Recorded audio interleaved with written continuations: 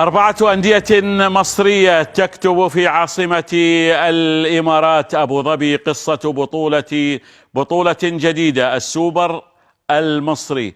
4 في مهمة سوبر على الأراضي الإماراتية.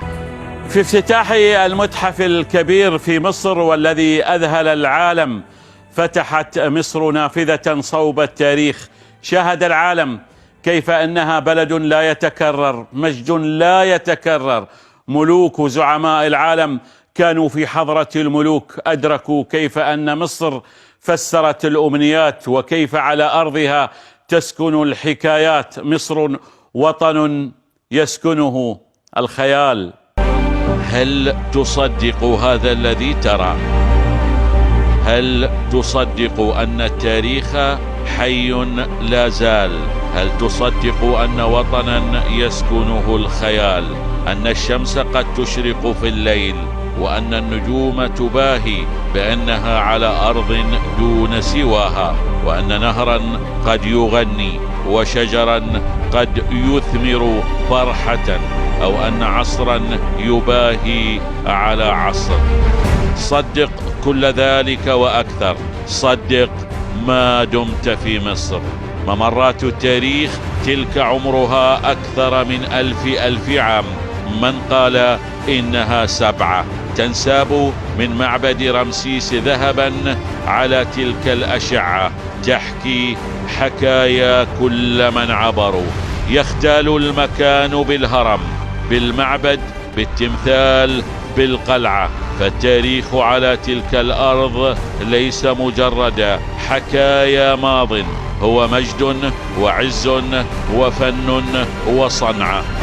مصر التي أبهرت العالم في افتتاح متحفها الكبير توفي كل يوم بوعد جديد للبشرية، تفتح بوابة الخلود ليطل منها الكون على أكثر من 100,000 قطعة أثرية، 12 قاعة تاريخية تحملك إلى أي عصر تريد، تروي لك أسرار سحرها وأساطير مجدها التليد.